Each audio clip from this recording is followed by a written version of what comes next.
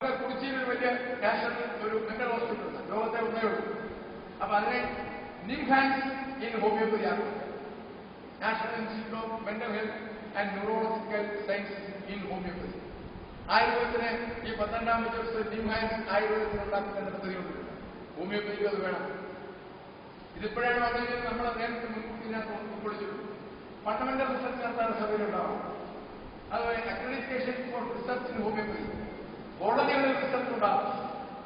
അതുപോലെ conduct of literary research in homoeopathy, അതുപോലെ preserve old valuable books journals in homoeopathy through digitalisation. നമുക്ക് ഒരുപാട് പഴയ വ്യക്തി സന്മാന്റെ കാലത്തിലുള്ള ജേർണൽസ് ഉണ്ട്. ഇവിടെ തന്നെ എനിക്ക് തോന്നുന്നത് ഈ കോളനിയിൽ അനേകം ഇതുണ്ട്. അതെല്ലാം ഇപ്പൊ എടുത്ത ചിലപ്പോൾ കുറച്ചു പോകും. എത്രയും വേഗം അത് ഡിജിറ്റലൈസ് ചെയ്തില്ലെങ്കിൽ ആ വലിയ സമ്പത്ത് കൊണ്ട് നശിക്കാൻ പോകും. ഓരോ വ്യക്തികളുടെ പ്രാക്ടീഷേഴ്സിന്റെ കയ്യിലുണ്ട്.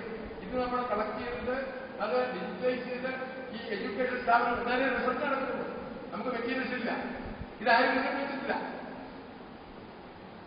അപ്പോ ഇങ്ങനെ ഏകദേശം റിസർച്ചിന്റെ മേഖലയിൽ 5 പോയിന്റ്.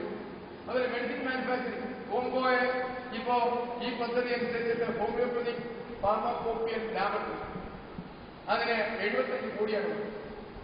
അതിന് ഇന്ത്യൻ മെഡിസിൻ IMPCL എന്ന് പറഞ്ഞിട്ടുണ്ടോ, ആ കമ്പനിക്ക് ഈ കഴിഞ്ഞ 5 വർഷത്തിൽ തുടങ്ങിയ വലിയ തുക അലോപ്പതി ഇന്ത്യ ഗവൺമെന്റ് നേരിട്ട് തുടങ്ങി. അപ്പൊ ഇവിടെ കഴിഞ്ഞ ദിവസം മന്ത്രി അവിടെ സന്ദർശിച്ചപ്പോൾ ശ്രീമാൻ കെ സി വേണുഗോപാൽ നിർദ്ദേശിച്ചത് കഴിഞ്ഞ ഫാർമസിസ്റ്റ് അത് ഗവൺമെന്റ് ഓഫ് ഇന്ത്യ ശ്രദ്ധയിൽ കൊണ്ടുവരും. ഇതിനെ ഇന്ത്യ ഗവൺമെന്റ് ചെയ്യുന്ന ഒരു ഫാർമസ്യൂട്ടിക്കൽ കോർപ്പറേഷൻ കൊണ്ടുവരാമെന്നാണ്. നല്ല കാര്യം. അപ്പൊ അതോടൊപ്പം തന്നെ ഡ്രഗ് ടെസ്റ്റിംഗ് ലാബ് ഉണ്ടാവും. ഇപ്പൊ നമുക്കൊരു മരുന്നിന്റെ സംശയ പ്യൂരിറ്റിയെ കുറിച്ച് അറിയണമെങ്കിൽ ഗാസിയാബാദിലേക്ക് എത്തണം. ഇവിടെ ഡ്രഗ് ടെസ്റ്റിംഗ് ലാബ് ഉണ്ടാവും. ഇവിടെ ഡ്രഗ് സ്റ്റാൻഡർഡൈസേഷൻ യൂണിറ്റ് ഉണ്ടാവും. പുതിയ ധാരാളം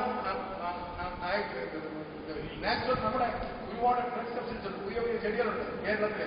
ഇവിടുത്തെ ചെടികൾ കൂട്ടിയത് ഇവിടെ വരുന്ന ഏറ്റവും കൂടുതൽ സൂട്ടബിൾ മെഡിസിൻ അതായത് അത് മെഡിസിനാക്കി മാറ്റണമെങ്കിൽ ഇന്നത്തെ മോഡേൺ സയന്റിഫിക് മെത്തേഡില് സ്റ്റാൻഡർഡൈസേഷൻ യൂണിറ്റിലൂടെ അതിന്റെ ക്വാളിറ്റിയൊക്കെ മനസ്സിലാക്കി അത് കൊണ്ടുവന്നെങ്കിൽ മാത്രമേ. അപ്പൊ അതിന് സ്ഥാപനം ഉണ്ടാവും. അതുപോലെ സെപ്പറേറ്റ് ഡ്രഗ് കൺട്രോളർ ഉണ്ടാവും.